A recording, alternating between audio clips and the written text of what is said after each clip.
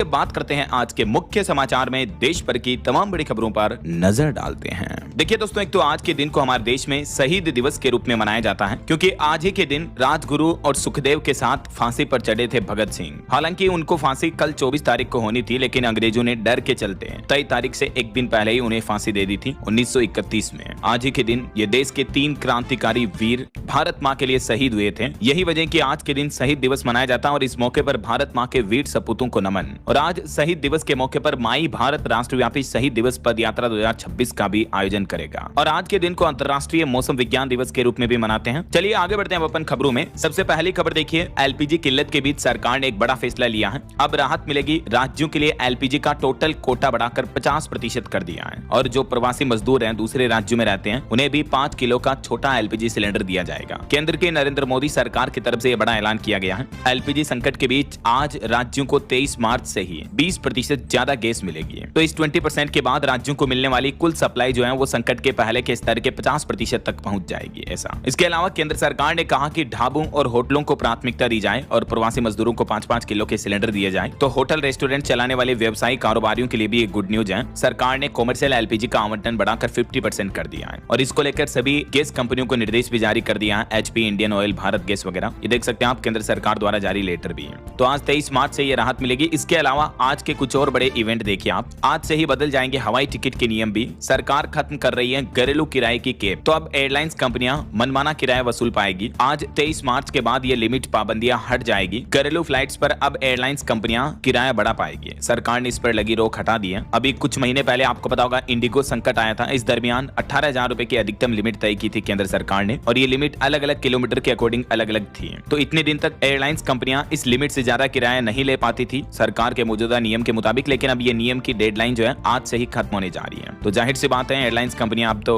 मनमाना किराया वसूलेगी ही। इसके अलावा भी हाल ही में सरकार ने एक और फैसला जारी किया था। Indigo, air India, spice jet सभी एयरलाइन कंपनियों को कि कम से कम 60% सीटों पर एक्स्ट्रा चार्ज नहीं वसूल पाएंगे ग्राहकों से। तो एयरलाइंस कंपनियों ने सरकार के इस फैसले का भी विरोध किया है। सरकार के इस फैसले के खिलाफ भी एयरलाइंस कंपनियों का कहना है कि हमें मजबूरन फिर ज्यादा किराया वसूलना पड़ेगा। ऐसा तो मीडिया रिपोर्ट्स के मुताबिक ये हवाई सफर आपका 1 अप्रैल से ही महंगा हो सकता है। मार्च में ये खुले होने के बाद कंपनियां अगले महीने से दाम बढ़ा सकती है। ऐसा चलिए अगला अपडेट देखिए। भारतीय रिजर्व बैंक आरबीआई ने बैंकों में डाले 25,101 करोड़ रुपए और आज 23 मार्च को होगी 1 लाख करोड़ की बड़ी वीआरआर नीलामी। वीआरआर यानी परिवर्तनीय रेपो रेट पर नीलामी के जरिए बैंकिंग सिस्टम में यह धनराशि उपलब्ध कराने जा रहा भारतीय रिजर्व बैंक आरबीआई देश के बैंकों में लिक्विडिटी बढ़ाने के लिए। और WITT समिट में भी आज प्रधानमंत्री नरेंद्र मोदी शिरकत करेंगे। WITT means what India thinks today. तो ये समिट का आयोजन होने जा रहा है, इसमें आज पीएम मोदी शामिल होंगे। और खबर है 23 मार्च को जेल से बाहर आएंगे अनंत सिंह। मोकामा में होगा 50 किलोमीटर का रोड शो भी है। मोकामा के विधायक जो कि इतने दिन जेल में बंद थे, आज पटना हाईकोर्ट से जमानत मिलने के बाद ये जेल से रिहा हो जाएंगे।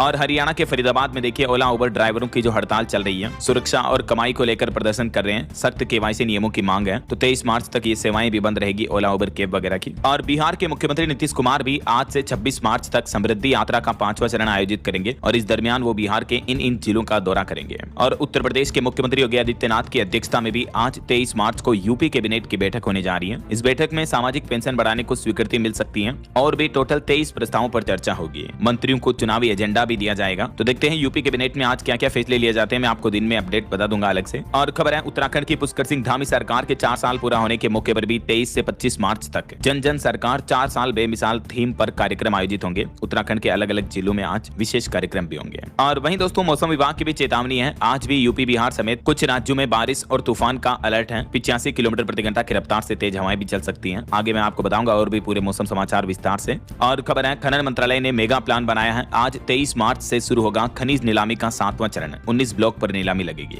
वहीं छठ पर्व की सभी को हार्दिक शुभकामनाएं। नहाय खाए के साथ बिहार में शुरू हुआ लोक आस्था का महापर्व चेती छठ भी। नवरात्रि की तीज पर साल में 2 बार ये उत्सव मनाया जाता है। तो ये तो आज के कुछ बड़े इवेंट रहेंगे। और चलिए आगे बढ़ते हैं अपन खबरों में। देखिए अगली बड़ी खबर, ईरान युद्ध को लेकर केंद्र सरकार अब अलर्ट हुई। प्रधानमंत्री नरेंद्र मोदी ने इमरजेंसी हाई लेवल मीटिंग बुलाई। ऊर्जा आपूर्ति पर भी फोकस रखा गया। जी हां, ईरान, इजराइल, अमेरिका जंग के बीच जो पश्चिम एशिया में तनाव के हालात चल रहे हैं, इस पर पीएम मोदी ने हाई लेवल मीटिंग की। गैस और तेल की स्थिति पर तकरीबन 3.5 घंटे तक पूरी कैबिनेट के साथ चर्चा की। इस मीटिंग में गृह मंत्री अमित शाह, जेपी नड्डा समेत कई मंत्री शामिल हुए हैं। वैसे अब तक आपको पता होगा जंग के हालातों के बाद केंद्र की मोदी सरकार ने 3 बड़े फैसले लिए हैं। एक तो आज से ही हवाई किराए पर लगी रोक हटा दी गई है। दूसरा, राज्यों को 20% ज्यादा गैस देने का आदेश दिया है। और तीसरा, प्रीमियम पेट्रोल पेट्रोल की कीमतें भी बढ़ा दी गई है। कई राज्यों में प्रीमियम पेट्रोल जो है वो 2 से ₹2.5 तक प्रति लीटर महंगा हो चुका है। तो अभी जो केंद्र सरकार ने कैबिनेट बैठक की, इसमें पीएम मोदी ने एक तो सभी मंत्रियों को आदेश दिया कि लोगों की जरूरी सेवाएं ना रुकने पाए, क्योंकि युद्ध के कारण जो स्ट्रेट ऑफ हॉर्मुज रूट बंद है, इस वजह से सप्लाई चेन बाधित है और ऐसे में वैश्विक संकट के बीच भारत अपनी सप्लाई की आपूर्ति को और लॉजिस्टिक्स को सुरक्षित करने के लिए कूटनीतिक और रणनीतिक कदम भी उठा रहा है। पश्चिम एशिया संकट से निपटने के लिए पीएम मोदी ने प्लान बनाया है। विशेष समूह बनाया जाएगा। ईंधन आपूर्ति के लिए अन्य स्रोत तैयार करने के भी निर्देश दिए इस बैठक में। और पीएम बोले कि कोयले का पर्याप्त भंडार है तो बिजली की कोई दिक्कत नहीं आएगी। और भी इस कैबिनेट मीटिंग में पीएम मोदी ने बिजली, पेट्रोलियम, गैस समेत कई अहम मुद्दों पर चर्चा की। चलिए अगली बड़ी खबर देखिए। ईरानी राष्ट्रपति से भी दूसरी बार फोन पर बातचीत करते दौरान पीएम मोदी ने इमारतों पर हमलों की निंदा की और समुद्री मार्गों की स्वतंत्रता पर भी जोर दिया।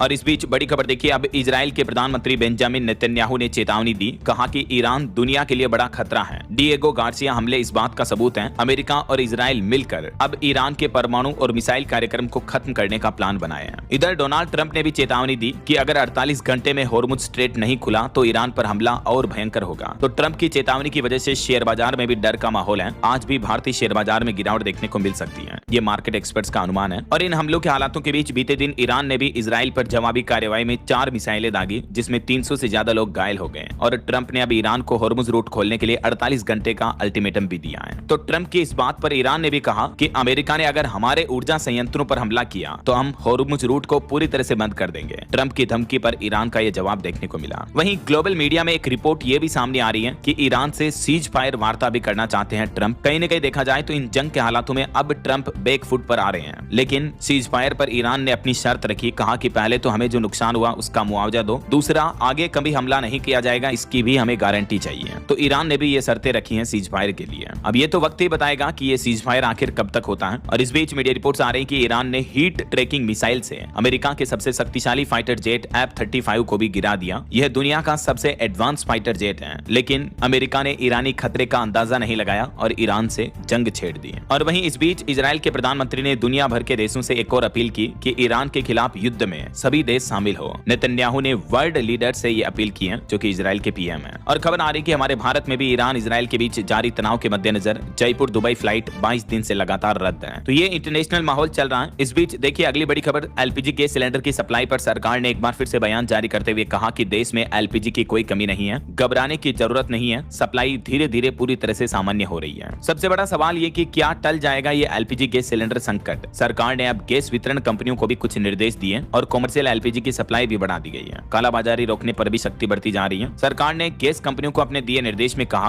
कि होटल, रेस्टोरेंट और कैंटीन को पीएनजी कनेक्शन में प्राथमिकता दें राज्य सरकारें, और दूसरा सरकारी दफ्तरों और कैंटीन को पीएनजी अपनाने के भी निर्देश दिए हैं, ताकि एलपीजी सिलेंडर की किल्लत ना हो। ज्यादा से ज्यादा पीएनजी का यूज करो। ऐसा देखिए कई रेस्टोरेंट वाले तो अब एलपीजी क्राइसिस का एक्स्ट्रा चार्ज भी लेने लगे हैं लोगों से। 70 रुपए के खाने पर 15 रुपए का एक्स्ट्रा चार्ज सिर्फ एलपीजी गैस की कमी के बहाने लिया जा रहा। सोशल मीडिया पर इस तरह के बिल्स भी काफी वायरल हो रहे हैं। और वहीं देखिए दोस्तों, एलपीजी किल्लत के बीच सरकार ने एक और नया आदेश जारी कर दिया है। गैस बुकिंग के लिए नए नियम लागू हुए। 9 महीने से जिन लोगों के निष्क्रिय गैस कनेक्शन पड़े हैं उनकी बुकिंग पर रोक लगी। उनके लिए वापस ई-केवाईसी करना जरूरी होगा। घरेलू सिलेंडरों की कालाबाजारी और भंडारण पर अंकुश लगाने के लिए पेट्रोलियम मंत्रालय की तरफ से ये नए नियम लागू किए, नए दिशा निर्देश जारी कर दिए हैं। इसके अलावा होटल, रेस्टोरेंट्स को भी सरकार ने एलपीजी की जगह पीएनजी चुनने का निर्देश दिया है और गैस डिस्ट्रीब्यूशन कंपनियों को भी जल्दी कनेक्शन देने को कहा है। राज्यों को आज से 20% एक्स्ट्रा गैस मिलेगी, जो मैंने आपको बताया अपडेट। हालांकि एलपीजी क्राइसिस के बीच भारत के लिए एक अच्छी खबर ये आ रही है दोस्तों कि अमेरिका से एलपीजी और रूस से क्रूड ऑयल लेकर एक और शिप भी भारत पहुंच चुका है। गैस और कच्चा तेल लेकर अब तक 5 जहाज भारत आ चुके हैं। हालांकि फारस की खाड़ी में अभी 22 जहाज भी खड़े हैं, लेकिन सरकार का कहना है कि वो जहाज सुरक्षित खड़े हैं। जंग के हालातों की वजह से ये जहाज वहां फंसे हुए हैं। इससे पहले आपको पता होगा जगलाड़ की क्रूड ऑयल का जहाज आ चुका है, नंदा देवी जहाज और शिवालिक जहाज भी आ चुके हैं। और इस बीच आज 2 और जहाज एलपीजी और क्रूड ऑयल लेकर भारत पहुंचे हैं। चलिए आगे बढ़ते खबरों में देखिए आप अगला अपडेट। राजधानी दिल्ली बनेगी ग्लोबल सिनेमा हब। पहली बार इंटरनेशनल फिल्म फेस्टिवल का ऐलान किया गया। 25 से 31 मार्च तक 7 दिन ये मेगा शो चलेगा। दिल्ली में ये पहली बार अंतर्राष्ट्रीय फिल्म फेस्टिवल का आयोजन होने जा रहा है। और बड़ी खबर देखिए, चुनाव आयोग ने इस साल 2026 के विधानसभा चुनाव में सभी मतदान केंद्रों पर सुविधाओं को बेहतर बनाने का भी आदेश दिया और खास करके पश्चिम बंगाल में शांतिपूर्ण चुनाव के लिए 2400 से ज्यादा केंद्रीय बल कंपनियों को तैनात करेगा चुनाव आयोग। वहीं भारतीय स्टेट बैंक एसबीआई ने अपने ग्राहकों के लिए एक अलर्ट जारी किया कि एसबीआई योनो ऐप ब्लॉक होने का मैसेज अगर आपको आया है तो भूल करके भी आप उस फर्जी मैसेज पर क्लिक ना करें, क्योंकि सोशल मीडिया पर इस तरह का फर्जी मैसेज वायरल हो रहा है और इस मैसेज के साथ लिंक दी जाती है। आपको कहा जाता है कि अपनी केवाईसी आधार अपडेट करो, ये ऐप डाउनलोड करो, ये करो फलाना ढिमका। तो इस तरह से बिल्कुल भी आपको लिंक पर क्लिक ना करना और ऐसे एपीके ऐप डाउनलोड नहीं करने, वरना आपके बैंक खाते से पैसे कट सकते हैं।